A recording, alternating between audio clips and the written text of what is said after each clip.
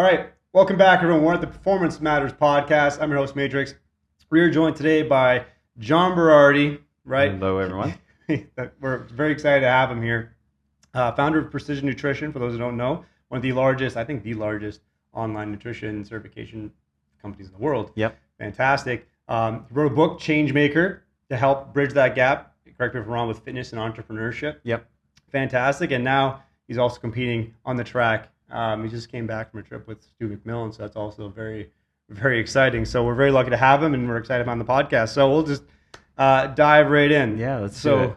We'll keep the upbringing brief, like we just talked about before the podcast started, but kind of walk us, quickly through your journey, like where you started, what made you want to get into this, and go from there. Yeah. I kind of started in this field the opposite of a lot of people. I kind of wasn't super athletic growing up. I was born very premature, and Yeah. I was sick. So I was born without a heartbeat. I had to be resuscitated. I had to live in the hospital for the first couple smokes. months of my life. And so when you're born preemie, generally, any preemies out there would know this, you're usually a little bit developmentally delayed, specifically physically, right? So I was small, I had asthma, I had allergies, so I didn't really play any sports, and I had this really sort of worried Italian mother. Yeah. So she didn't like me going outside to play very often. So Yeah. I was like the exact opposite of youth athletic development. You Yeah, know what I mean? you're on the spectrum, yeah. Yeah, I wasn't playing a wide variety of sports. I wasn't outside running and jumping and crawling and rolling and doing all those things, which I think everyone should be doing when they're little, Yeah. whether they hope to go on to athletics or not. And it was really when I got to around high school when I was like, man, all the cool people I know play sports. I wish I played sports. And the one thing that happens when you don't play a lot of sports and you aren't outside very much is you're inside the house, and this wasn't the generation where we had iPads and phones to look at. So I just read a ton, and I just started reading about fitness, nutrition, exercise. So when I got to high school, I was like, oh, there's like things I can be doing to hopefully help with. I was scrawny, I was weak, and so I found my way to the gym, found my way to a good coach, found my way to specifically eating well, nutrition and supplementation. So from my junior year until when I graduated, doing these things, I put on about 70 pounds of muscle. Yeah, and so, and I was like, wow, now I can do sports. Now I can. Now I'm ready. Yeah, exactly. Now I'm ready. Then I got into bodybuilding and powerlifting. And so my life just massively and radically changed through the exposure to great exercise, nutrition, fitness, training tips, and coaching. Yeah. And so then it just kind of ignited a passion for me. So then I decided to go to school for this. I was learning about the body, so I kind of went pre-med, and that was my undergrad degree.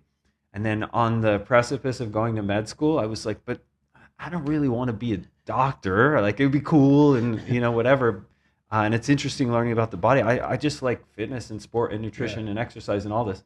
So then I did a master's in exercise science, and then I did a PhD in exercise and nutritional biochemistry, which was here in Canada. Yeah, I grew up in the States, and so I did all my degrees up until PhD down in the States, and then I came here for my final degree. Okay. Loved Canada, decided to stay. Just made it home, eh? Yeah, exactly. And then throughout that process, it was just a really interesting time, because this is going to sound crazy. It's like, when people make fun of seniors and riding to work in their horse and buggy. But like, I came up in the pre-internet age. Yeah. So like, people when I was in university were on dial-up, right? So there was no high-speed internet. Kids will even know what that is. Yeah. They won't even know what that is. So imagine going to your favorite website and it takes 18 minutes to load. Yep. So you read a book while you wait for a website to finally load up. And why I bring that up is, so at the time there wasn't free sharing of information. Yeah. Like there is now on the web. You had to find books on topics, and niche books on sport and training don't get published because there's not a wide enough readership. So for me, I had access to this university and this real deep interest in how to manipulate bodies, right? And so I was like, cool, I can read all this stuff in the basement of my university because all the books were there. Yeah. You know what I mean? And all the research papers and everything. And it's not digitized. So literally you have to be in a library to read this stuff. So I'm reading journals and I'm Journal of Applied Physiology, and exercise science journals, and nutrition journals. And I'm like, oh no, like almost nobody but me knows this stuff. Why is no one else doing this? So, okay, bam, high-speed internet comes, and I can start sharing what I'm finding. Yeah. So by doing that, all of a sudden, elite sports teams are reaching out to me saying, hey, you're the only one almost doing this stuff. Yeah. So then I get opportunities to work with Olympic teams, pro teams, and then that sort of then kicked off our precision nutrition business. Yeah. You know, working with elite athletes, and then we expanded that to work with recreational exercisers. And then that was a really good run. We became the world's largest coaching, certification, and software company in the nutrition space. That's crazy. Yeah. It's cool. Hey, just like you literally just compartmentalize all the information that no one was really, they had access to, but they just didn't go down that route, Yeah. like a rabbit hole. And then you're like, okay, hell, like I'm gonna, there's a need here, and then all of a sudden you became the go-to guy. Like Exactly. And you know, I mean, it was a unique time and place, and you've probably read books about this as well. And like Steve Jobs and Bill Gates Yeah. are great examples where those were two particular people with particular skill sets that happened to be born plus or minus 5 years of the exact right time to do what they did. Yeah. You know what I mean? Yeah. If they were born, they probably would have been successful anyway. Yeah. But would they have been Microsoft and Apple? Well, with no computers, no. You Yeah. know? So I was just lucky that what I liked, what I was interested in, what I was passionate about, coalesced with this time where I could share this information Yeah. in this particular way. Now, for people nowadays who are coming up, it's different, Yeah, right? it's Because there's different. so much information out there. But the same principle applies. What I was doing was going through these huge printed books of information and saying, oh, what's interesting to people like me, translate it. Yeah. You know what I mean? Yeah. The Journal of Applied Physiology is not telling you how to build muscle mass in a very particular way to, you know, increase your bodybuilding success, or how to develop eccentric strength Yeah. for You're sport the deciphering. performance. You're deciphering. Yeah, Yeah. you have to read it all and go, wait, okay, what matters here? Okay, I'm going to make a little guess and see if Yeah. now we'll go try this in the lab, you know, Yeah. and the lab might be your weight room, or it might be a research lab. And then that's where new research comes from. So this process continues, Yep. despite what kind of internet there is, or what kind of information, whether you're getting it out of books or whether you're getting it on a screen, right? The process continues, you know. Yeah. If you are someone who can figure out how to consume all this information, make guesses, right? Hypotheses, Yep. and go out and test them, people will be interested in learning Yeah. from you. They'll take note. It's crazy how it's just shifted from, you know, being like translator and deciphering all those things. So now it's like information so readily available. It's sort of just sorting through it. It wasn't just for a Exactly. lack of information. It's like there's an abundance of it. Yeah. Now it's yeah. like, can you literally just filter? Yeah, You know what I mean? Like it's kind of the same skill, right? Like, get a hold of everything. Yeah. Can you organize? Can you structure? Can you prioritize? Right? We were talking earlier before we started recording about our good friend Stu McMillan. At an event, he went last, and everyone before him talked about all these cool gadgets and things you can Yep. do, and he's like, none of that matters until you, and then fit the pieces together, Yeah. right? And that's the job. That's always been the job, Yeah. right? Information, can you synthesize? Can you think it through clearly?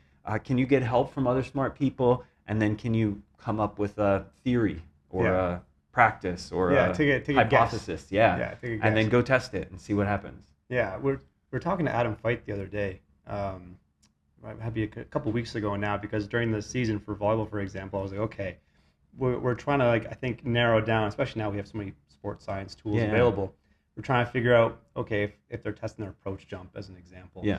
what of these metrics, 120 that are available, really make the impact? Like, it's they're looking at the broad umbrella, but there's probably like one or two things that we can really hammer down on and say, well, these athletes have this one thing in common that actually relate to that, Yeah. relative to their size. And I was like, okay, I was going down a rabbit hole. I was like, okay, we have to look at eccentric peak velocity. We have to look at eccentric this, that, Yeah. I'm like, Adam, what's going on? He's like, just test it. He's like, honestly, just pick a pool and test it, man. Like, just run with it. Like, there's probably 100 different things you're gonna look at. You're gonna get stuck down that rabbit hole. Just pick a populace, test it, and if you find a correlation, great. But also, you might not, and then Yeah. that's also helpful. Right. You know what I mean? Like, just go down the rabbit hole and see what happens, and just don't get so caught up in all the numbers. Just practice it. Yeah, well, this is it. I mean, what's the foundational thing here, right? Whether you're an athlete, whether you're a coach, whatever, anyone listening, um, it's the cornerstone of this is curiosity. Yeah. Like, are you curious? If you're not curious, you're doomed. Like, Yeah. you're not going to have a successful career. You're not going to be a successful athlete. None of it works. Yeah. So you have to be super curious, and then curiosity will lead you to all these questions. And curiosity doesn't mean you have answers. Nope. It just means you want to know stuff. Yeah. You are curious. You're going to go test. You're going to go find out. And that curiosity can then become the underpinning for developing relationships. And then, you know what I mean? Oh, of course, yeah. Measuring different stuff. You're like, well, what if I measure all these things, you know? Yeah. I had that moment recently where my older son's soccer team started using the Playmaker chips. Yeah, you know, on their the shoes. GPS, like, or is it GPS? I'm assuming, like, probably. Yeah, there is. Yeah, and it has velocity meters and stuff. So it's basically a little chip they wear on their shoes, both shoes, and it measures ball touches, and it measures running speed, and it measures sprints, and it measures total distance run, and it measures. Look at, eh? Yeah, it measures how many the velocity of your foot. So tons of data. So now I talked to the coach, and I'm like, are you gonna, like, what are you gonna be doing with this? And he's like, I don't even really know yet, right? I'm like, can I have it? Yeah.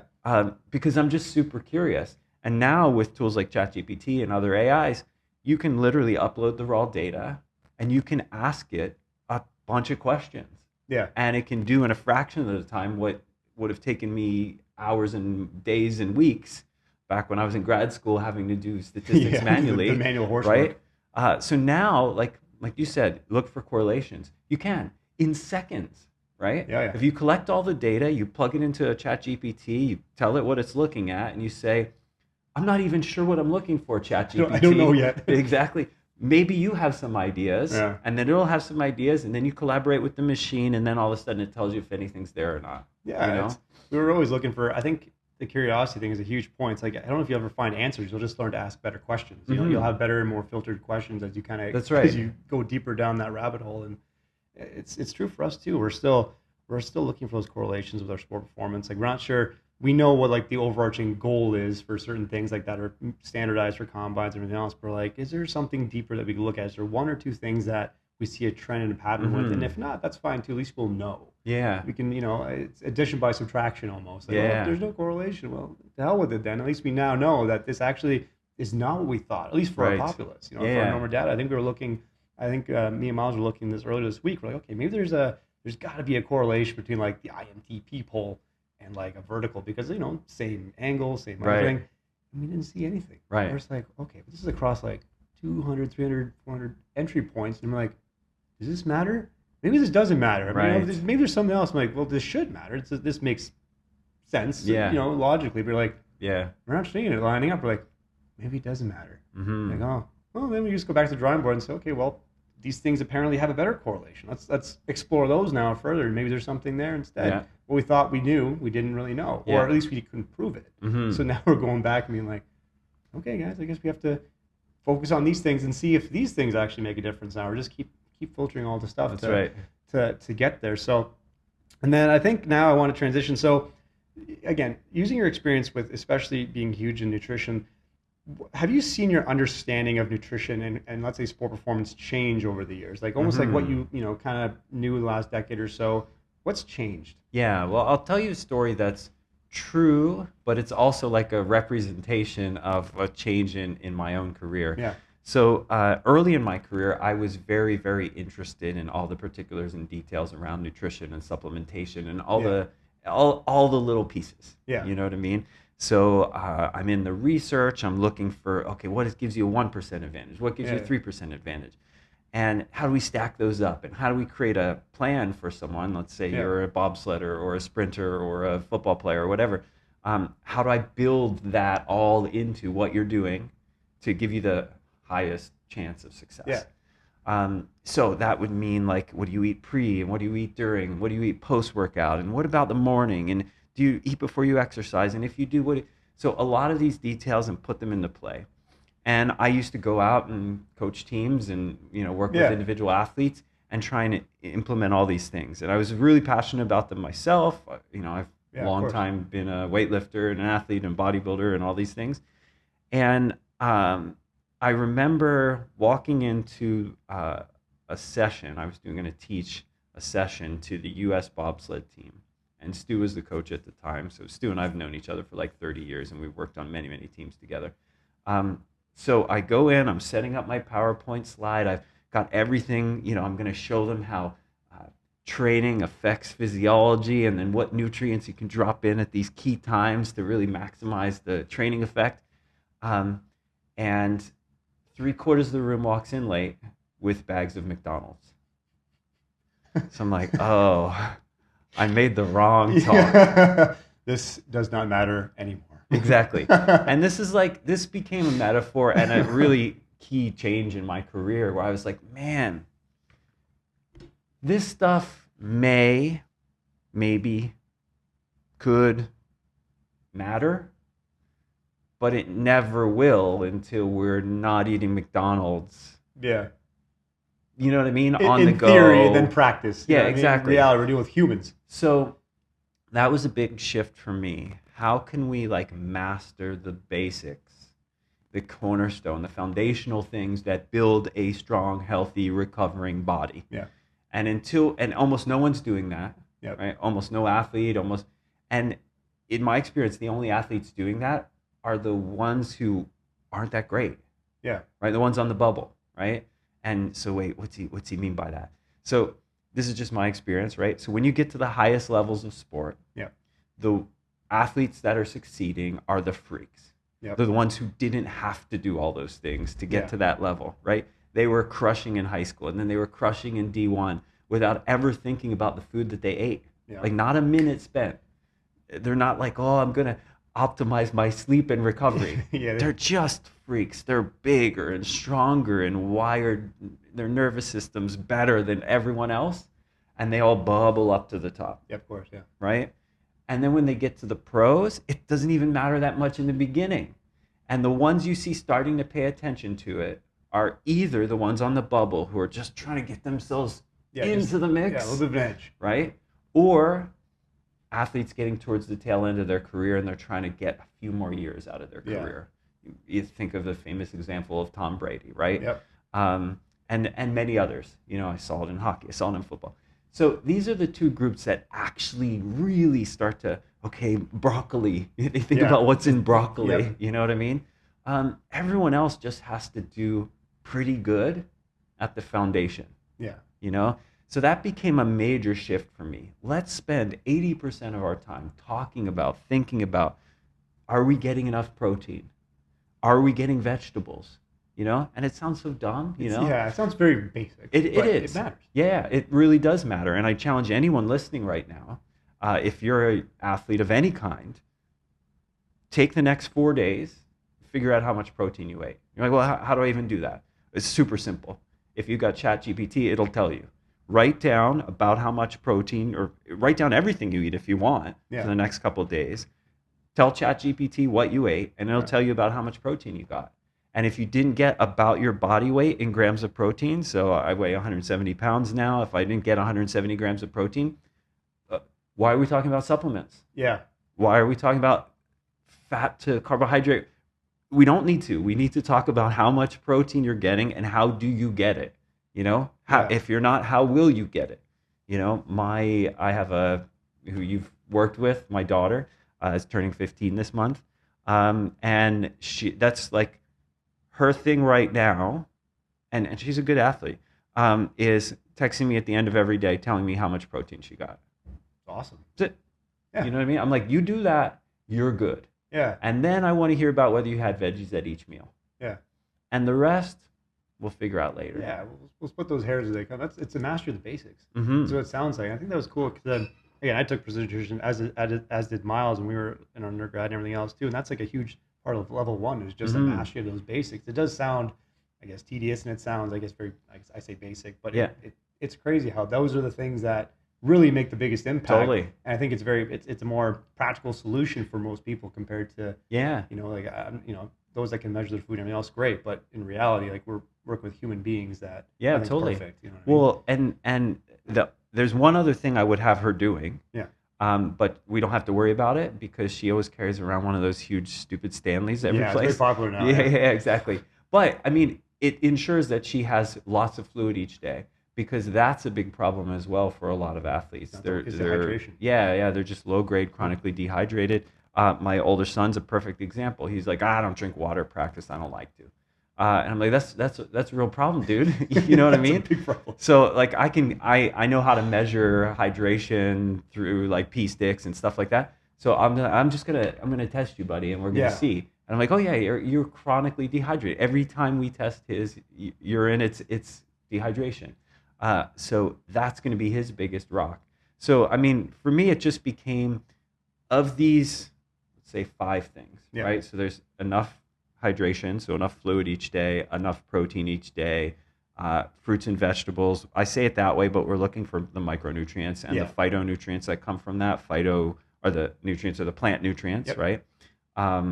So, and then we're looking for, are you getting a good variety of carbohydrates and then a good mix of healthy fats? So those are the 5 things we want to think about. Now, not everyone has to do all 5. Like I said, my daughter naturally, because it's a trend to carry around like a keg of water everywhere you go, doesn't have to think about water at all. But for her, being a teenage girl, protein's going to always be the thing they need to think about. You know what I mean? Priority number 1. Yeah. Okay. And then, so then I'm like, okay, so let's think about protein. And once you nail that, and that becomes like just a thing you do, you don't even have to say how much protein did I get today. You just know you're getting it. Then we can start to think about, okay, healthy fats. Where are you getting your fats from? Okay, cool. Are you adding avocado? Are you adding mixed nuts? Are you adding nut butter? Are you adding olive oil? If not, okay, now we're going to start to get our fats right. Yeah, next layer. That's right. And so you build up the layer. Now, for some kids, maybe they, like my 12-year-old has the water problem, but he is like a natural carnivore. He only wants to eat like steak, chicken. You know what I mean? He loves eating meat. So he always just does that. So then we have a different thing for him. You know what I mean? So I call it a needs analysis. Right? So coaches can help someone with it, or you can just do it yourself. What am I missing from that list Coach Berardi just said? You know what I mean? 5 things, where do I kind of fall? Yeah. Are you getting enough water? Are you getting enough protein? Which one are you missing the most? Okay, now let's get that right over the next couple weeks. And then we then get to the next one. And then if you can honestly tell me after, let's say, 3 months of thinking about this as a young athlete, I've nailed my protein, I'm always well hydrated, I'm getting fruits and vegetables at every meal, I've added healthy fats to my intake, and I'm thinking about the kinds of carbohydrates I'm getting, and I'm getting good quality ones, not just sugary ones, we're probably done till you are a 32-year-old NFL player trying to milk a couple more years out of your career. Now we'll split the hairs. Yeah. That's crazy. No, that's a good point, though. Again, it's master the basics, and it's crazy. So you say of those 5 things, the top 2 pillars being hydration, the protein. Yes, absolutely. They would be top 2, 100%. Yeah. And I would say that fluid is probably number 1. Okay. And I'll say why. We know that 1% of your body weight dehydration. So let's just take a round number, 100-pound high school girl. Okay. So 1% of that is 1 pound. So if that girl loses 1 pound of sweat in practice, which is very easy to do in the summer, that will reduce endurance, strength, power. It will also reduce cognitive processing.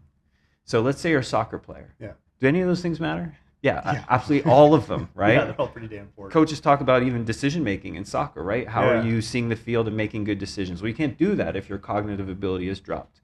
That can happen from a 1 pound weight loss due to fluid, just sweating, right? Now, when you get to 2 and 3%, so 2 or 3 pounds, now we see massive drops in all these things. And so your vertical jump would be lower, your bench press would be lower, your ability to change directions, your ability to stabilize a depth drop, your ability to see the field, all of it drops from dehydration. So it's the one thing that will acutely, like within a single day, harm you. And it's the one thing you can fix in about the next 15 minutes. You know what I mean? So I'm like, if I told you there was a thing that you could do right now, that would improve your performance, or that there's a thing that I could do to you right now that would make everything that you do on the field or in the gym worse, and we can do it in the next 1 hour, you're like, yeah, that would be the biggest thing we Yeah, should work on. yeah. It's like that is it. Yeah. That's the solution number uno. It's And just to give you perspective on sweat too, there's a famous coach and runner. His name's Alberto Salazar. He used to run the Nike program, track and field program. He won the Boston Marathon in the 80s. But one of the things that I always remember about him, because I know him and I had worked with him over some years ago, is that he had the highest recorded sweat rate that we know about. So I think he maybe even had a marathon record at some point. I know he won Boston and maybe had a marathon record at some point.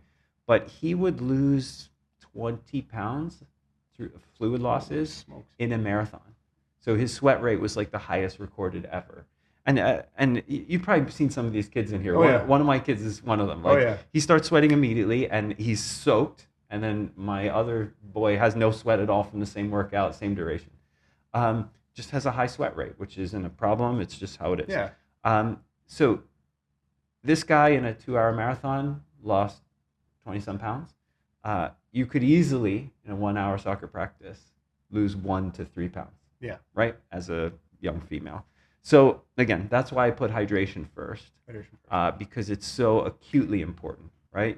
You break hydration today, you're hurting straight away. You fix it today, things are better right away. You know, it's crazy how I find now, and again, I know the cognitive training is a big thing too. It's crazy how we're almost like stepping over $100 bills to pick up pennies sometimes. That's right. Yeah. I mean, we're focusing on all these external things. Okay, like the flashing lights and everything else, and all these crazy things. But the reality is like all these kids are just not.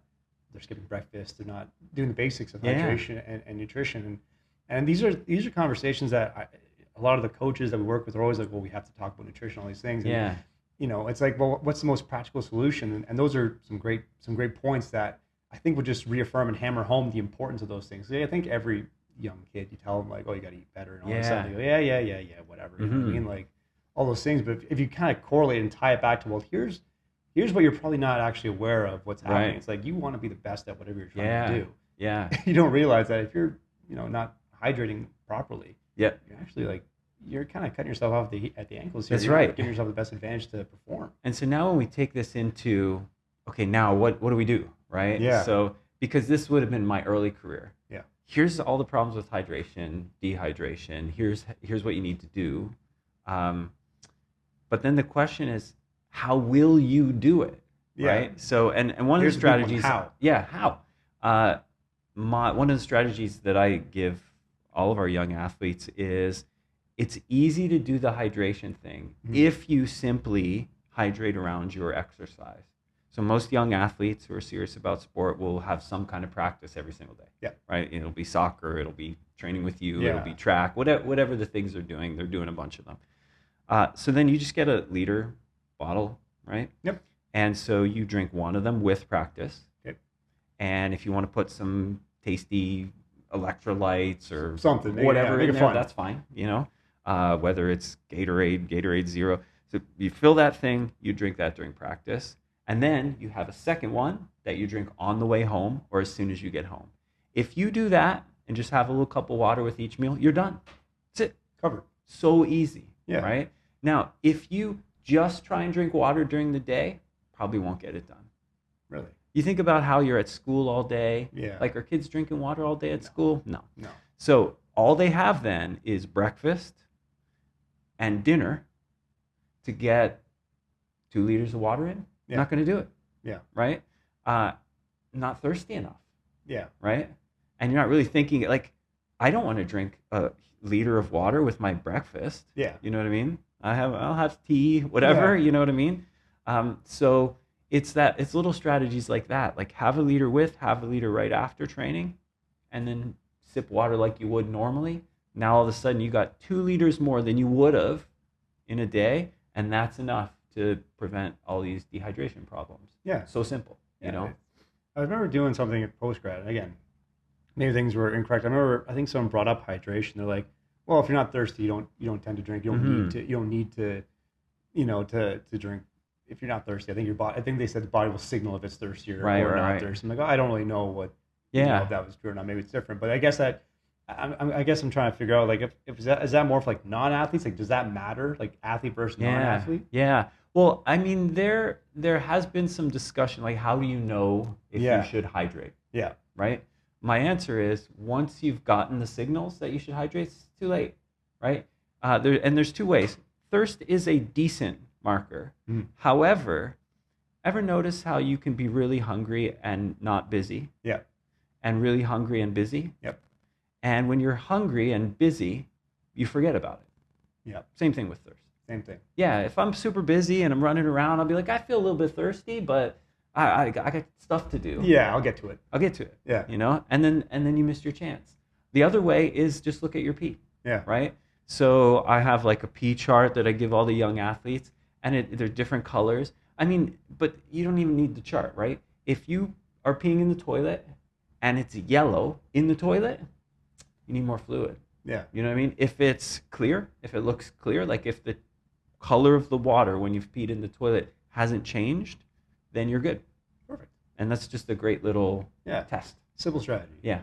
No, that's great. We need that more because it is such a huge facet of performance in general. I think I wouldn't say it gets neglected, but I think just because those things can be so fundamentally and basic, I think they just get kind of brushed over as, Totally. you know what I mean? I think it kind of Yeah. lines up with that. Well, and let's put two things head to head to really reality test this, right? So let's say teenage athletes and creatine. I'm going to do a Huge thing. seminar for a bunch of teenage athletes. I did recently. So Yeah. the Niagara Falls, the OPDL groups. Okay, yeah, right? yeah, the soccer guys. Yeah. We have one of the guys that plays for that program, actually. Yeah. That's cool, yeah. Yeah, my son's on one of the teams as well. So we had all the girls and boys OPDL Mhm. Niagara Falls teams, and it was great. A couple hundred people there, and so 10 questions about creatine. Right? It's Very great. No yeah, problem. No very problem. popular nowadays, yeah. Always been. I mean, honestly, I'm so old that I remember when creatine came out. Yeah. Like I remember when creatine was not on the shelves in any store or online, and then one day it came out, and everyone was talking about it, and all my friends were buying it, and we were trying it out and stuff, and we're taking 40 grams Yeah. a day. Start and- dry heaving it. yeah, exactly. Yeah, and pooping in our pants. And it's always been popular. Why? Because it's like this has a mystique. Like there's this powder that I can take that's legal. But will it hurt kids? Oh, we can talk about creatine in a minute. But go take creatine and be dehydrated, and it's not going to work as well. Yeah. You know what I mean? Like you will not get what you want out of it because you're not eating enough protein. You know what I mean? So we get this stuff, and then we can stack things on top of it, like creatine. Like I was just with, so I coach with Thorold Elite, and we just took 50 athletes down to a training camp in Florida over March break, Yeah. right? And so one of the guys was talking to me about sodium bicarbonate. He's like, oh, I'm going to try out bicarbonate this week. I'm like, why? You know what I mean? What's the point? We're not there yet. You know what I mean? You're running Yeah. like a 56-second 400, you know? Yeah, that's it now. Yeah, exactly. Oh, that's gonna. Okay, we got to figure it out. So, I mean, sure. Well, let's do a little experiment, all Why right? We can. But there are things that come before this. Yeah, You know what I mean? And so let's get those on target, and then we Yeah. can start putting baking soda in your yeah. Let's drink. not put the cart before the horse. Yeah. You know what I mean? Let's Yeah. focus on the basics. Well, I'm glad you brought up supplements because that is a very popular topic now, especially with protein and creatine and all these other. And let's just go there. I feel great about creatine. I feel Yeah. great about creatine for teenage athletes. I feel that there's no risks associated with that, and I feel like there's only positive benefits, and they just keep cranking out. I mean, I used to do research on creatine when I was at Western, Yeah. and so we measured how to load creatine in the muscles and how long it stays, and then we had the Center for Activity and Aging at Western. Yeah. So we used it in senior populations. We used to do these things. We had these senior races. So we would have like senior women, and we'd have like them sit in a chair, and then we have to get them to stand up, walk across the room, pick up a bag of groceries, walk up some stairs, go down some stairs, come back, set the bag down, and we time them. Right? That's pretty cool. It was like It's kind of races. fun. And we'd give them nutritional supplements to see if that would enhance their performance and their stability and all these cool things. So it's great for them. It's great for concussion situations. It's great for all kinds of sport related things. So great for cognitive performance. So I don't see any problem with creatine for those curious because I brought it up. Yeah. You know, I'm like, yeah, just take 5 grams a day and be done with it. Let's stop talking about it. Yeah. You know what I mean? Yeah. Go ahead. Take it. Done. Move on. Let's get Yeah, back to and you can basics. probably take it for the rest of your life. Yeah. And if you miss it for a week and you eat enough red meat, then it's fine. Because probably if you eat red meat daily, you're getting 2 to 3 grams anyway. Yeah. Without the supplement. You know, so Yeah. you can maintain your creatine status.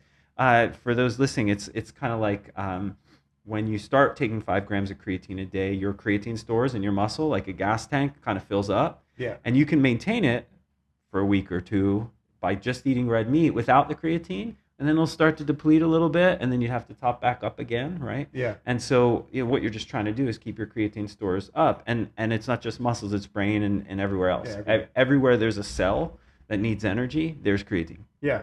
Well, that's interesting too then, because now, what are your thoughts with, because again, we do have, and we find like vegan athletes, Yeah. vegetarian athletes. So Yeah. obviously you go back to the 5 things mentioned, protein Sure. being a key one. Do you see any difference with like the animal source-based proteins or plant-based proteins? Yeah. Because we you know, we're always curious ourselves, like how we can help our young athletes that maybe go that route, Yeah. you know, with their diet choices and try to help them hit those thresholds. There's really a difference in your opinion. Yeah, I don't really think so much or worry so much about the difference in like protein quality between Yeah. plant-based eaters and meat-based eaters.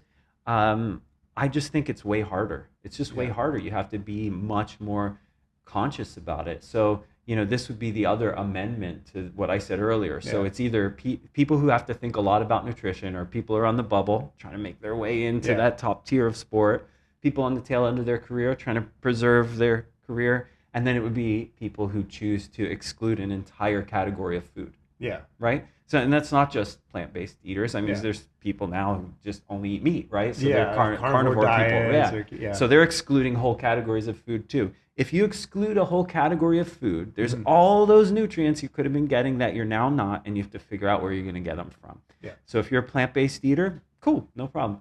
Now you're going to have to figure out where you're going to get your B vitamins, where you're going to get your creatine, where you're going to get your carnitine, where you're going to get your protein, all of these things. And so now you have to kind of make it like a part-time job to be your own Yeah. nutritionist or get a nutritionist to help you figure that out. Once you do figure it out, I'm not worried about it. If you Yeah. eat complementary foods, nowadays the availability of plant-based protein powders Yeah. is so good and the quality is so high that you can easily supplement your vegan diet with plant-based protein powders and get enough protein and have a great body and have a great performance. Yeah. So I think it's totally reasonable and doable. You just now have a new job, which is, okay, there's a bunch of stuff I've chosen not to eat for whatever reason. Yeah. And where am I going to get it? Yeah. You know? Yeah, I understand. So it's just a little extra work. A little extra work. Yeah. That's interesting. And we see, I think, you know, we've seen this trend too, though, especially with our female athletes, that they might not eat like red meats and stuff like Yeah. that. I think they have like lower iron levels. Yeah, absolutely. Vitamin B12. And I think they're always, not all of them, but some feel like they have like lower energy. Yes. Yeah. You know, and sometimes that obviously fluctuates with time of the month and everything else too, right? Totally. So we're always trying to help, you know, provide some guidance. Okay, like if you're choosing not to eat those, you know, red meat, for example, or Yeah. take supplementation for whatever reason, like That's right. you know, like all these other things might help, you know, stimulate and stay awake for energy. But at the end of the day, it's like we kind of hammer home the fundamentals here. Like we're missing a crucial, Yeah. you know, mineral that's gonna. Yeah, be absolutely. I potential- mean, this is the perfect I give this example a lot with supplements. Supplements, my philosophy on them is like you do a needs-based analysis on them as Yeah. well. So the perfect example is I've got a young athlete, female, in front of me, doesn't eat any red meat, is feeling tired, has some shifts and changes in their menstruation. They do endurance sport, iron deficiency immediately. Like I'm like, that's the first thing I'm going to Yeah. guess.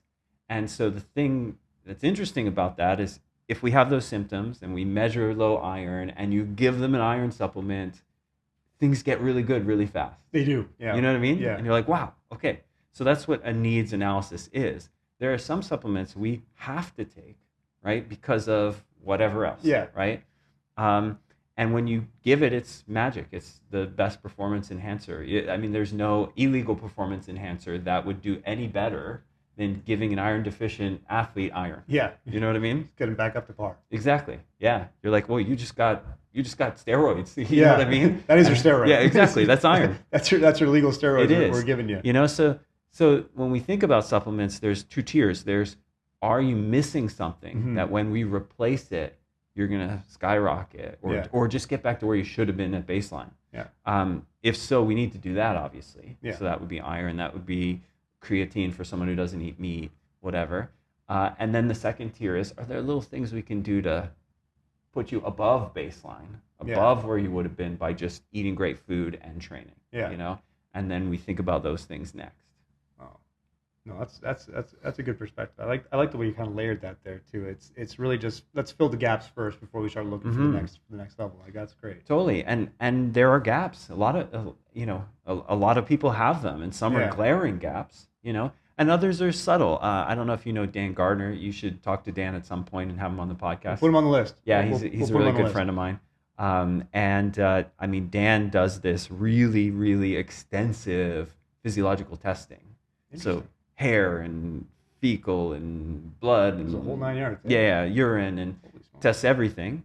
And then looks for the smaller things that are missing. Yeah. You know what I mean? The smaller deficiencies that if we correct, you know, is there some problem with the gut biome? Yeah. Is there some problem with your omega-3 to omega-6 ratio? Now, these are at the margins because the people he's working with are at the margins. Yeah. They're UFC champions and, you know, pro football players and pro tennis players and stuff like that. So for them, some of them may have chefs who are cooking all the food for them, and a nutritionist who's helping the chef decide how to. You know, I worked with George St. Pierre for years. Yeah. And that's the first thing we did. I said, George, can I get you a chef to make all your meals? He's like, of course. You know what I mean? Go for it. Yes. So then I worked with the chef to plan out all the nutrition part of it. And then she made it all beautiful, tasty, amazing meals that were waiting for him wherever he was going. You know, if he was on the road for a fight or if he was going to this gym, there'd be a meal waiting for him. So then we're like, okay, the basics are taken care of in that case. Yeah. You know, like magic. Yep. Done. Yep. Now we test hair and urine and blood for the things that we might not know about that are maybe unique to his physiology, you know? Yeah. And so someone like Dan is looking for those like really small things. Yeah, he's the one being like really under the microscope for those small things. I'm curious, like what like the difference he's seen. Like, I'm curious what the some differences in those would be. You know? Yeah, and you know that you end up with a super fascinating but non-scientific outcome, right? Yeah. Because now we're talking about individual differences between people. Yeah. Right. I know if I take 100 young athletes, all deficient in protein, and I give them more protein, they will build more muscle and they will have better outcomes. I know that. However, I don't know that the difference between a particular snippet of your genetic code and mine, and if I give you some extra vitamin or mineral that helps optimize your levels, it wouldn't be relevant to me. Like, science isn't going to prove that that was effective or useful, but it makes little interesting stories. Yeah. You know what I mean? And Dan's got tons of those little interesting stories, right? That's crazy. That's down that rabbit hole. That's down that rabbit hole that we're always, like I said, ourselves too, we're always constantly seeking, and that's always the answer we're looking for is, I guess, asking better questions. That's a fantastic example of that, and it's interesting. No, I'm going to put them on the list. Yeah, you know, the analogy would be like if you live in a house that doesn't have any windows in the winter, right? It's going to be cold inside. Yeah. Yep. And so, are we going to test the R value of the insulation and try and bump up the R value of the insulation in the walls when the windows are just gushing cold air in, you know? So we put windows on, and now we can optimize the exact amount of air exchange, right? So the windows are hydration, protein, healthy fats, mix of carbs, fruits and vegetables. So now we have a house. Yeah. Then we can go R value. And the R value might be, oh, okay, for your genetics, you process B vitamins differently. So you might need a little bit more of this particular one. Or carnitine is going to be really important in your case for metabolizing fats, whatever, right? So we get to the R value after we put the windows on. Yeah, get the foundation hammered first and go from there. So then, how do you see, in your opinion, let's say sport performance and nutrition particularly evolving in the next say 5 years, 10 years? Yeah, I mean, I think it's probably the individualization part that we're gonna learn more about. I think we know a lot about how bodies work Yeah. and how proteins interact with bodies and Yeah. how carbs interact with bodies. None of that is particularly going to change or become interesting. I don't see any big paradigm shifts in that.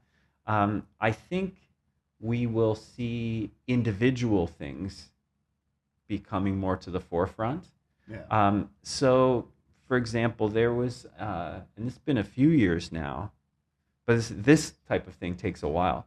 There was a couple papers coming out of Tel Aviv. And what they were doing is they were doing continuous glucose monitoring on a group of 100 people. Yeah.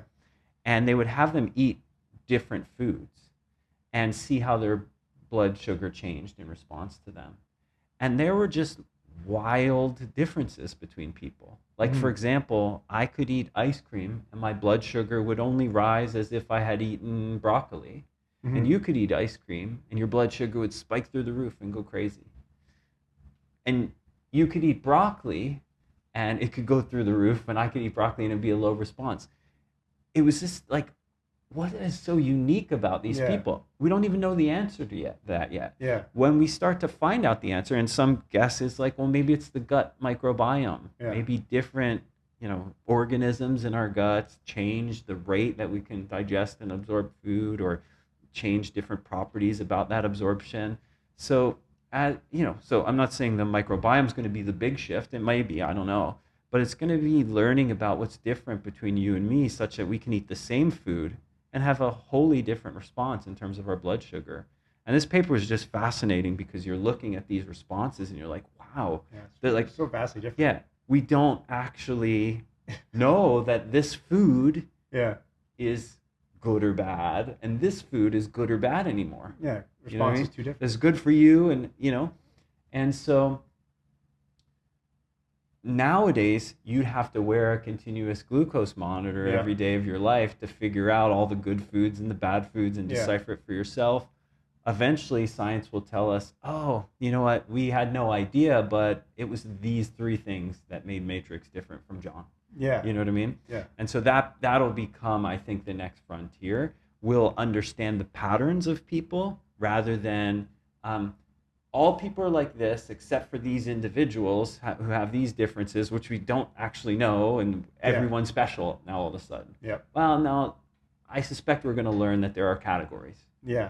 And then those categories will help us make decisions about food, about training, about all those things. So essentially it's evolving to like more of an individual archetype. And see if we can kind of bucket them a little bit more specifically. Exactly. Yeah. And we're guessing at a lot of that now.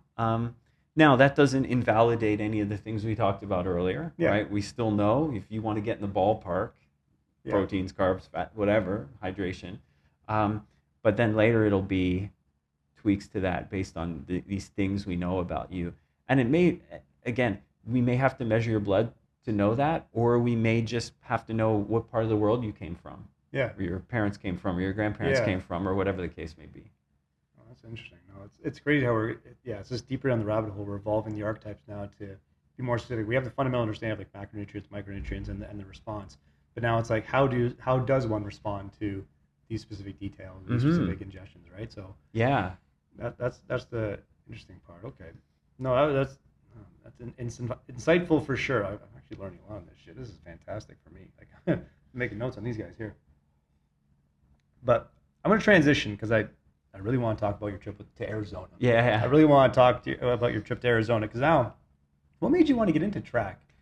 At this age too. Yeah, I mean, the track's been an interesting thing for me because, again, I didn't do sports when I was young, and I didn't even know I was fast until I got to high school. Yeah.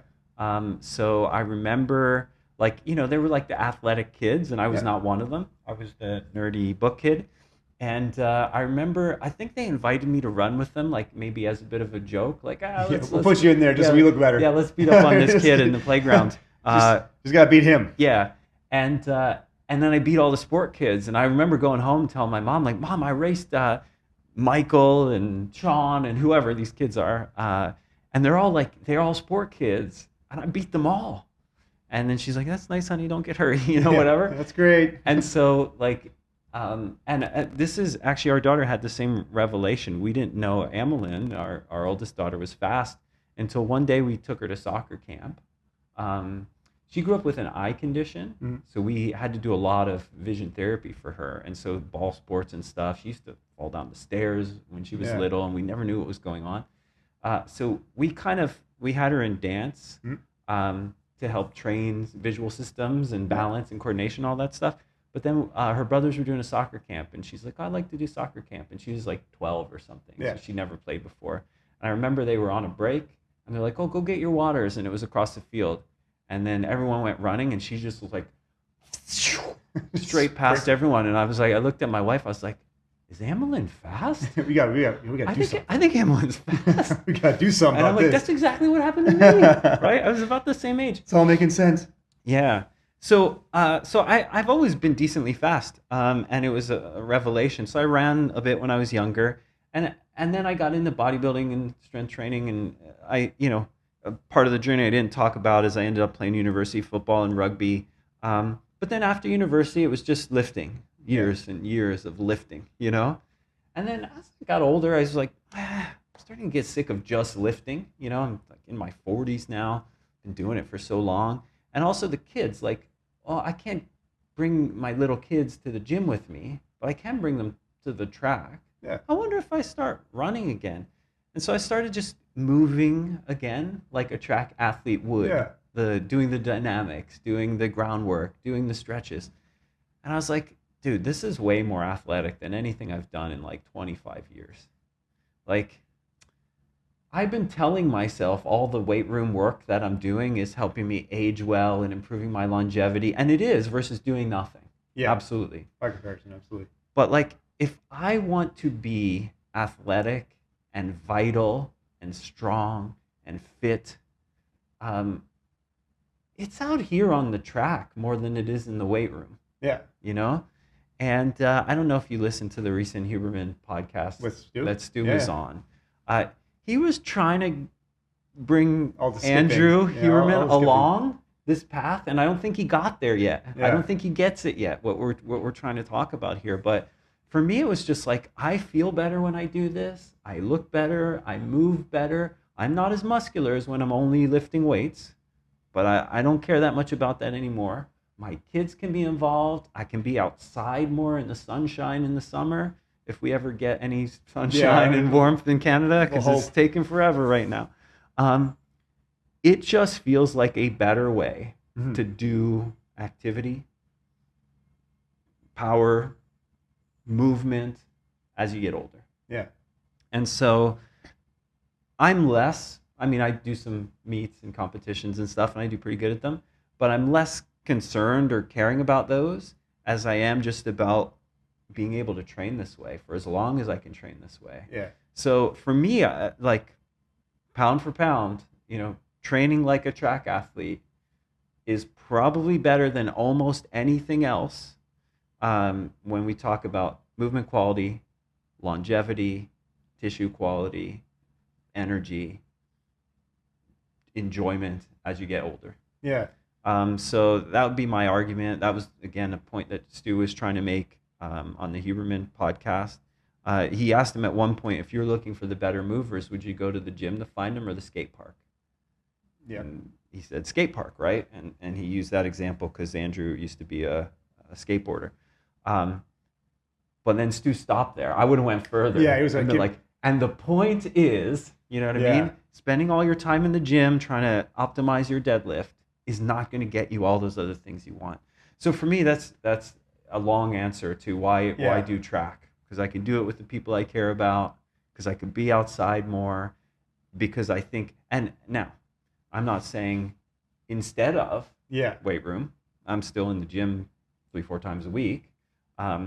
But in addition to, I don't think you can go pound for pound a better activity for all the things I talked about. Yeah, we're because again, we do have like, I would say like regular folks, like general population folks that are in their 40s. We had a guy this morning that's in his 50s. All this kind of thing. I was thinking about the other day too, is like most people after the age, I would argue like after the age of 25, let's Yeah. say you're done competitive sports. Yeah. They don't really jump. They don't really sprint. Yeah. They don't do any of that stuff Yeah. anymore ever since they finished Yeah. in the And sport realm. you can also understand why, right? Yeah. Like there is no structure in their lives Yeah. to encourage them to support them doing it. You know what I mean? Yeah, Like it's a they whole- would yeah. have to go by themselves somewhere Yeah. and jump on and off a box. Yep. You know what I mean? Yeah. Or sprint at a track after the high school kids are done or whatever. Yeah. Right? You can see how it would feel weird to do that. Yeah. You're not quite sure what to do. So I totally get it. Yeah, it's not really a normative thing. Yeah, you know what I mean? that's right. To have like, people after the age of 25, 30 years old actually Yeah. join, like a track team or Totally. soccer team. If we were middle-aged guys and we were just we worked in an office together, right? I could see us going for a jog together Sure. because that's what people do. Yeah, right. they go for a jog, they Yeah. run clubs. Or maybe we'll go to play squash or Yeah, whatever, something. right? But yeah, going for a sprint and plyometric workout, we probably wouldn't. You know what Hey, I if we're mean? going to run 100 today, Exactly. Nor maybe we should if we haven't in a long time. But I can see why they don't, and that's a shame. yeah. But I think we can mount a pretty strong argument for why they should. Yeah. I think it's true. Like we know why it matters. Yeah. It's like how can we? I think it's kind of like what we talked about earlier. Is how do you blend it out of the practical side of things? Like, hey, like this should be a normal Yeah. thing where you should feel comfortable and confident that you can Totally. constantly incorporate these. Yeah, and where can you find some people to do it with? Yeah, You know where what you I feel mean? like community based. Yeah, and exactly. comfortable doing it and learn. Yeah. No, that's. I remember. I was listening. Maybe you should start a new program Yeah. here, like called the Middle Age Athlete or whatever. Add to the list. Add to the There you list. go. We're gonna the middle-aged skip. It was crazy. He was talking about skipping. Yeah. That was like something that was like, oh, okay, like he would just have guys skip for long distances. And Yeah, or short distances for Yeah. power. Yeah. I mean, Stu's a bit of a freak. Like honestly, he is right now training to break the world record in skipping the marathon. Like that's what his goal That's is, his right? goal. He wants to skip a marathon and do it in the fastest time ever recorded. And yeah, I mean I think he's skipping at like a 12-minute mile pace. Huh. So you're like, okay, what does that even mean, right? Yeah. 12-minute mile is a pretty slow run. Yeah, relative. Yeah. You know what I mean? But skipping, yeah, give it a try. I can go around the track probably twice, 800 meters at that pace. And then I'm tired, you know? I'm doing that this month. So he's a bit of a freak this way. I would not go long distance skipping. I would do short distance skipping, like sprints. I do 50 Yeah. meters, 80 meters, 100 meters max, Yeah. and then walk back, you Yeah. know? I gotta try this. Yeah, and again, he made a great argument for it, but we actually just that's what I was doing down there. So we homeschooled our kids for 5 years, and so we used to spend the winters in Arizona because that period of the year where it's the worst here, it's the best there. Yeah, it's You a know? nice dry heat. Yeah, it's a beautiful, beautiful, let's say January, February, March, April in Scottsdale. So I've got a ton of friends down there. Stu and his Altus group train down there. And so I went down to train, but mostly I went down to film some video. So we recorded a whole skipping session, like how to skip, what variations to do, how much to do, how often to do it, etc. Yeah. And then we did an uphill running. And the idea was, how do you progress to sprinting? People shouldn't do sprinting Yeah. if they haven't done sprinting in a long time. In fact, Stu even argues that people can't sprint. Like you can't physically sprint if you're not training sprints, right? Yeah. So what does that even mean? Yeah. Well, some people think, well, sprint means just run as fast as I can, right? Well, no. If you're slow, that still might be a jog. Yeah. It's you know like, what I well, mean? you think you're sprinting. Yeah, exactly. But there has to be a You're certain like, threshold. I'm trying hard. Yeah. Well, that's not a sprint. Yeah. Okay. Just- Sensation versus stimulation. Essentially. Exactly. Yeah, that's right. A sprint is an elite speed, right? And a technique, right? Like a way of moving your limbs when you're going that fast. So most people can't sprint. They shouldn't sprint. My buddies are often like, "Oh man, can I come to the track with you one day?" And I'm like, "Oh no, you cannot." Like what? Like I'm not special or elite or anything, but I'm trained. Yeah. And so you can't come and try and do what I do because you will be hurt, I promise. Yeah. And if you don't get injured, you won't be able to do it again for 2 weeks. Yeah. And that's not the point of your first workout back, right? Yeah. if someone came to you in the weight room here and you made them so sore that they couldn't back for 2 weeks, that would be a fail. Yeah. You know what I mean? There are levels to this. Exactly. You know what I mean? Yeah, There's we a have to progression, progress. regression for a reason. And that's what it is. Like skipping is a progression to sprinting. Yeah. It's super safe. Like I'm coaching one of the high school track teams now. That's awesome. And so the first 3 weeks we're not sprinting. Yeah. Like these kids are not ready for that. Their tissues are not ready for that, right? Yeah. So we start with skips and dribbles, and then we progress. The next progression is hill runs, uphill runs, right? So you can sprint, run, let's say we'll run hard up a hill in a way that's way safer than flat land sprinting. Yeah. So that would be the next progression. And then once you have, so for me, I've got these high school kids, it's going to be a month before we actually sprint. Yeah. So it'll be skips, then skips and dribbles, then skips and dribbles and uphill runs, and then finally we go to sprinting on a flat surface. Yeah, you get the whole thing mapped out. Yeah. No, that's and for some people, they never even have to progress past that. You know what I mean? Because, like, again, if we're just talking about like longevity, health, vitality, do you have to run 100 meters as fast as you can? Like the risk starts to creep up, right? Yeah, is this really juice worth the squeeze? Yeah, exactly. You know, but skipping is almost the same as sprinting in terms of the adaptation. You're burning a lot of calories, you're getting a lot of strength and power. It's like a plyometric workout, but very low risk. Yeah. You know, so these are the kind of things you weigh if you're thinking about programming for your new middle-aged athlete program. Yeah, it's something to consider. It literally just lines up with the progressions we do. We have, like I said, we have older guys here that they want to find out what their 1RM is and everything else. So you start to wonder, like, okay, I get it. Like they have something in their mind. If that's truly what they're seeking, okay. But then you're like, well, there's probably a different way we can go about it and still, get the same result. Like, totally. Is that really the thing you want, or is it something else? You know what I mean? It's like someone that wants to lose 20 pounds. Like, is it 20 pounds? But if you weighed the same but looked like you did in college, that's exactly would right. you care? Yeah. Probably not. There's a different layer to the whole thing, right? So it's sometimes I think it's just going a little bit deeper and hopefully kind of, leveling a little bit with them. Say, okay, like if that's what you want, let's work our way there. But this is probably the ballpark we're going to stay in. You'll probably get the results you want. Yeah. Just in that realm alone. Absolutely. I mean? So it's. No, I totally understand that. That's crazy. Yeah, so that was the Phoenix trip, and it was a great time of good sunshine, great training. I trained with the elite group. I mean, they're like 6 hours a day. Holy smokes. It was incredible. It was. Who's in that group? Did you watch any of the track stuff from this weekend? So Michael Johnson started a new track league, and this was the kickoff. Right, so there's a new series of track events never been done before. For those listening, Michael Johnson was a world record holder in the 200 and 400 meter in the 80s. Yeah. One of the top American sprinters and middle distance runners of all time.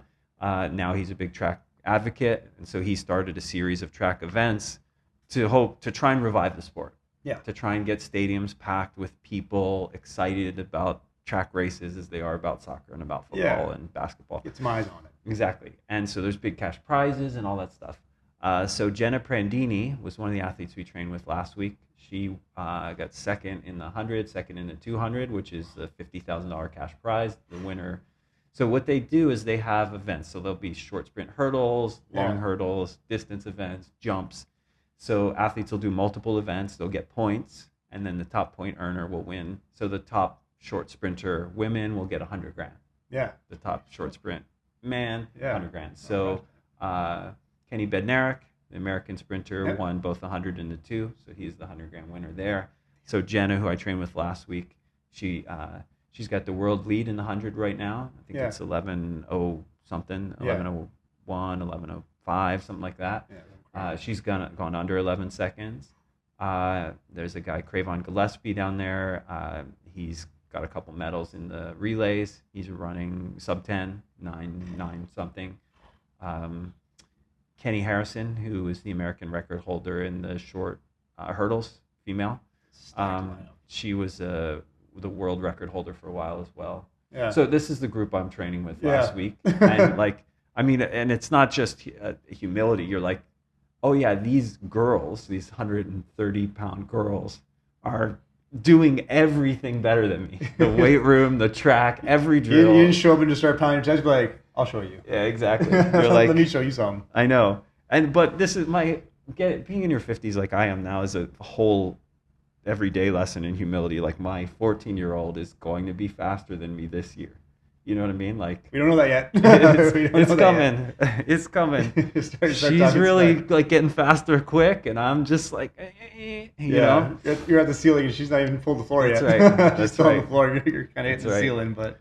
So yeah, great times, and the one thing that ties it back into what we talked about nutrition is you spend time in an environment like this, and you see how real elite athletes are training. Yeah. When like the documentary crew isn't there to show the cool things. Yeah, they only got the highlights. Yeah. They are not doing stuff that you would think is like special, cutting edge. The fanciest thing they have is like a resisted sprinting device. Yeah, you know what I mean? 1080 or something. Yeah, exactly. And so Altus is coming out with their own called the AK Power Cord. So it's basically a 1080 for under $1,000. That's awesome. Like you're I promise you'll get one within the next year. If it's under those are like $15,000 or something. The 1080. So for those listening, it's basically it's a cable that attaches to a big machine that you attach to your waist like via a belt. So instead of pulling a sled during a sprint, or you see sometimes at high school track events like a band, someone holding you back with a band or pressing on your shoulders, and you're getting an accelerative position pushing against them. This is like you can sprint, it doesn't affect your mechanics negatively, but you can put load and you can adjust the velocity as well. So it's really cool. So the gold standard's this 1080, which costs $15,000, which no one can afford. And so they have one now for under $1,000, which everyone can afford. You know? It's a lot better. Yeah. So that's really the fanciest thing they train with, really. And the rest is just expert coaching. Yeah. You know what I mean? Yeah. We were going to do this today, but we're going to do this instead. Yeah. The plan's written in pencil, not pen. That's exactly right. Adjusting to it. I think John Goodman said something too, like you'll never see all the rudimentary, boring, normal stuff, posted to not on social media. Yeah. Never. Or even in documentaries, like if you watch the sprint documentary, they glitz it up beautifully. Yeah. I love that series. But the training is some humans on a track with a couple of cones. You know what I mean? Yeah. Maybe some small hurdles, wickets, and a stopwatch. Yeah. That's what they're doing. They're doing the same thing we do at youth practice. Yeah. But you have bodies that were born to do this. You have coaches who hopefully know how to take care of those bodies. Yeah. And adjust based on what they're seeing today versus yesterday. You know? And know how to do progression like we talked about. What comes next? Okay, it's the beginning of the season. What should we do now? It's not how we ended last season. Now what comes next? What little thing do we add to challenge your capacity or your technical ability or to alter your body's dynamics through therapy or whatever? You know? And that part's really cool. Like you watch the warm-up, coach watches how they're moving, says, hey, how do you feel? You looked a little blank today. Yeah. They're like, yeah, I feel a little something in my blank. You get on a table and physio / manual therapist, adjust some things. You continue warm up. Ooh, that looks way better now. Yeah. Okay, good. Any more tweaks need to be made? No. All right, great. Now we can move into block A of the training session. Yeah. You know what I mean? Yeah, it's really a coaching eye and just the experience, right? Like having a hammer but knowing where to hit. Mm-hmm. And those guys have obviously they fucking nailed it. Yeah. You know what I mean? I think too. At least for us, I think that's also a good message for a lot of young athletes and everything else, because they, in terms of like the performance side of things, even like sprinting, jumping, and in the weight room, everyone thinks, okay, I'll just go on my own. That's fine, absolutely, but there's a reason that coaches need to coach, right? Yeah. There's a reason you have people in the industry that have been doing it for a long time and can see things that may otherwise be seen. And we try to use the analogy too. It's like, well, if you play volleyball or basketball, it's like, yeah, you have a hoop on your driveway. It's like, are you going to miss practice? Right. It's like, probably not. It's like, there's a reason you go to practice. You have a hoop and a ball still there. Yeah. But you also have your coaching staff that are probably going to see things and help you with things that maybe you don't understand yet. Like, you don't know what you don't know. Mm-hmm. You know what I mean? The whole point is to go over there and expose some weak points, and then we can hopefully hammer them once exposed. Yeah, you know exactly. What I mean? Versus just, I took my shots. I was like, yeah, but the quality. It's not the what, it's the how. How are you doing them compared to? We all get from point A to point B, but how do we get from point A to point B? Yeah. And also who, like I coach a lot of youth sports now. I coach youth flag football. I've got a really good team that does really well nationally and internationally.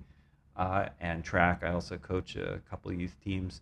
And, in doing this for a while, I start to see the patterns, like who comes to us young. Yeah. So like 8 to 12, good. Like who are the best players and what are they doing, right?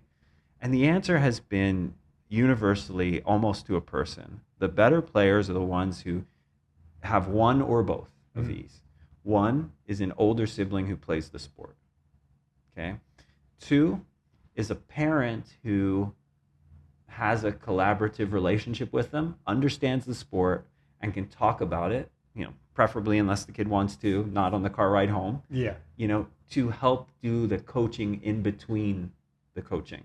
Yeah. You know what I mean? I understand. So, hey, let's look at the video. Let's talk about how you felt when this thing happened and how you solved this movement problem and how you can do it better next time and what your other co-players, teammates did.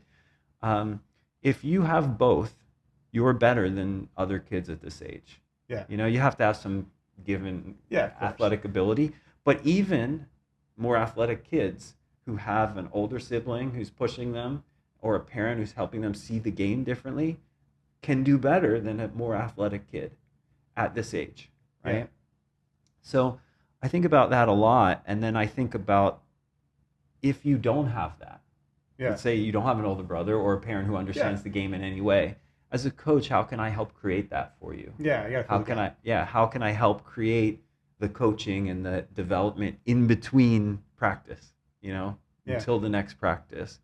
And so really it's not like just what you do as an athlete. It's not just who your coach is, but it's like who's around you regularly when you're doing your sport. Yeah. Are they people who make it fun? Are they people who push you? Are they people who show you like some qualities that are slightly better than your own that you have to strive towards? So you see it. I'm down in Phoenix with this great group of athletes. They're not just standing there by themselves doing workouts. Yeah. They're with people who are challenging them, and they're providing the challenge to others. And I think it's just really critical. You know what I mean? Yeah, absolutely. And you talk about do you have a basketball hoop and a basketball at home? Yes. Are you playing on your own? Good. Work on free throws. But if you're trying to practice the game, get some people around. Get an older sibling. Get a neighbor who's a little bit better than you. You know what I mean? Yeah. It's so critical, and it's just not. If you were to like draw a model, you know what I mean, of what it takes to grow as an athlete, you'd be like, okay, so baseline skill, then you put coaching, then you put off ice or conditioning or whatever. But I almost never see anyone put who's practicing with you between the practices. And it's such a huge advantage or disadvantage. Yeah, it's not talked about. Yeah. It's really not talked about. It's a huge perspective. I think a lot of the athletes we've seen successful have very collaborative parents that are on the same page with the coaching staff, and the attitude obviously dictates all that stuff. So it's a very big fundamental piece. I think it's just kind of getting out of our shell and getting out of those boxes we kind of put ourselves in and being like, no, like you need to surround yourself with the right people that have some skin in the game, some experience, and that can hopefully help those small intricacies that actually make a huge difference. They compound, especially when you get to the older levels in high school or post-secondary or whatever, right? Like it's fundamental. So that's a good message, I think, for a lot of our younger athletes to hear and understand too, right? So absolutely. But man, we chopped it up good today. It's like crushed it, man. We'll wrap up with this. We always like to have a little fun question at the end. If you could have dinner, any historical figure, dead or alive, who would you want to sit down and have dinner with? Oh gosh, what a question, eh? I always think it's fun. Who would you say? Who would I say? Yeah. I don't know. Have you ever done Lincoln. this? I want to sit down with Abraham Lincoln. Really? I want to sit down with Abraham Lincoln. I want to know, there was a big transition at that time, and he was a leader. Plus, he wrestled too. Like he was a wrestler. I don't know if he was any good or not. I just read the history books, but so just you and Lincoln I are was going out that. for where are you taking him? Indian food? No, Where I'm you taking for steak, man. Yeah, okay. You know what I mean? Like I want to see you. Like, hey, you're having a steak. How do you take your steak? You know what I mean? If it's rare, we're gonna be just fine, man. Nice. I'll take him to, I don't know, Jagger. I'll cook one. I'll cook up a steak for him. Yeah. Okay, so I probably have a bunch of different answers. I figure there's like 365 days in the year. I could probably go out to dinner more than once. You know what I mean? Yeah. But there's some different things that I'm interested in. So one of the things I've always been really interested in is like the U.S. civil rights movement. I Yeah. grew up in the States, and one of the areas, one of my minors was in African American studies. Um, I was always just white kid in strength and power sports, track and field, football. Most of my friends were black athletes. I was the only white Yeah. kid riding on the sprinter bus. Um, so I got really, really interested in seeing the world through their eyes, Yeah. through my friends. Yeah. And so the civil rights movement was something that was formative for me. So yeah, so Martin Luther King Jr., Malcolm X. I have theories on how culture changes, Hmm. and they were the reality of how culture changes. You know Yeah. what I mean? Yeah, I understand. And I use them as examples all the time. Like when we want to see something change, you have a type like Martin Luther King Jr., who had a kind of more peaceful, more collaborative perspective. And then you have someone like Malcolm X. Yeah, very out there. Yeah, people would call militant. And my theory is that you need both Hmm. and more to make change, Yeah. right? So you need a bunch of different types of characters to make a thing change, Yeah. right? And so that's just me talking. I would love to Yeah. ask them these questions. Yeah. You know what I mean? What would you ask them? If we had to pick one question, what would you ask them? Well, I mean, one of the things I'd be really curious about is, were you being you, Yeah. or were you doing what you think needed to be done? Interesting. You know what I mean? Yeah, I understand. Like, were you trying to use change psychology here, Yeah. or were you just being the you all the way through? You know Yeah. what I mean? And what did you think the effects were? You know what I mean? Yeah. Yeah. That's interesting. Those are two good ones, man. No, I rate it. Okay, so Martin Luther King, Malcolm X. All right, I got you. Fantastic. And I want to know if they liked each other and they liked each other's approach. Like, if you and I That'd be the interesting if question. you What and do you I think of him yeah. and vice versa? Yeah. Yeah, and if you and I were trying to push the same rock, right? Yeah. Solve the same problem, but we didn't have the same style. Yeah. I would, it'd be interesting as a third party observer to say, like, but you knew you were both necessary, right? Yeah. Or because one answer would be no, I think he ruined it. You know what I mean? Yeah, yeah, I think you should have been more like me, right? Yeah, yeah. Or it could have been like, no, I value how you did it, even though I didn't want to do it that way. Yeah. I think we needed a me and we needed a you. Yeah. That would be super interesting. Yeah. Right? It's not. Yeah. It's not me versus you. You know Yeah. what I mean? It's like we have the same Yeah. destination. We want the Right. same end goal. Yeah. It's just you think we should go about how we get there. It's gonna be a little bit different on your perspective. Versus, Yeah. That's I think honestly that ties right into just the coaching industry as it is, right? I think, Absolutely. Yeah. You know what I mean? Like at the end of the day, we all say like, hey, I fundamentally believe this too. Is like we do want what's best for the athlete. If someone, any team sport athlete comes in and says, I want to get to this level, etc. Yeah. You know what I mean?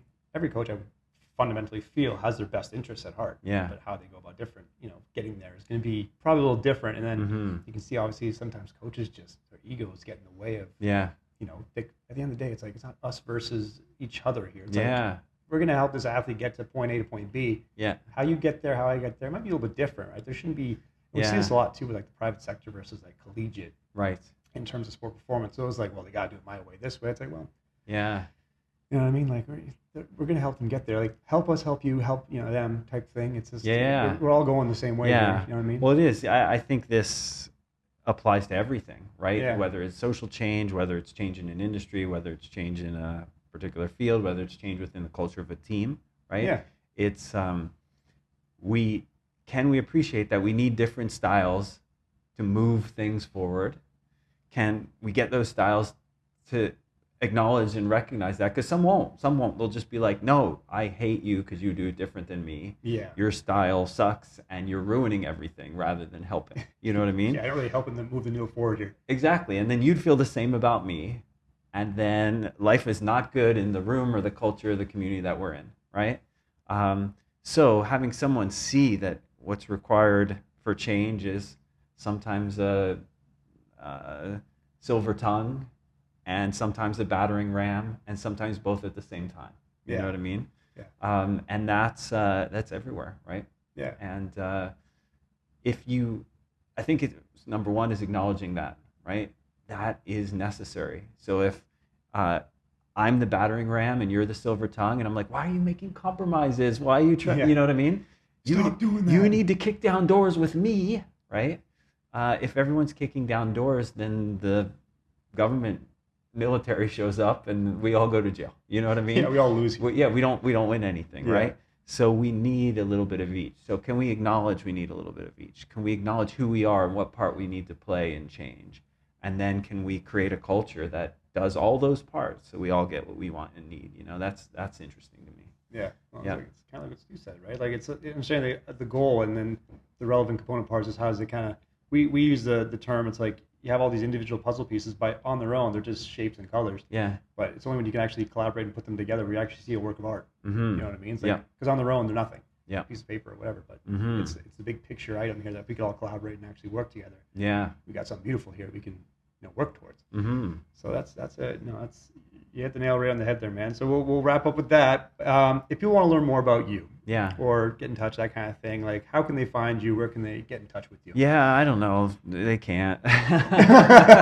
Sorry. Yeah, I'm mostly retired now, and I coach a bunch of youth sports. So if you want to come to Canada Games, track, and find me a couple nights a week, or at Young's, coaching soccer, coaching flag football. I mean, I have a website and I have social media accounts. Dr. John Berardi is my website and my social media stuff, so you can find me that way. But I don't have anything to sell. You know, I'm no longer involved with Precision Nutrition. I sold that company many moons ago, and they're out doing great work in the world. So there's lots of good resources there you can check out if you're interested in nutrition. If you are a young athlete, though, I will say you should go to the Precision Nutrition website and download some of our athlete guides. So, for example, I just gave 100 of them out to Team Ontario football players and another 200 out to OPDL soccer players because we've done these custom sport nutrition guides for football, for tennis, for golf, for track and field, for soccer. So if you play a particular sport and you're listening and you're like, how do I eat to get better for my sport? Go on the Precision Nutrition website, type in nutrition for your sport, and you'll find a free athlete guide that you can download. And again, 100% free. That was one of my things in my career. Like the industry was so wonderful to me that I wanted to do as much free stuff as I could for everyone else. And so, that would be a really good next step for a young athlete to go download some of those guides. I think you'll learn a lot. You'll get a lot of useful, not just information, but how to do it information. So that would be a good next step as well. Fantastic. Awesome. Guys, you can follow us. We're on YouTube, Spotify, and Apple Podcasts. This is the Performance Matters Podcast. We want to thank John Berardi for coming out today. We really appreciate having him on as a guest, and we'll see you all next time. Thank you.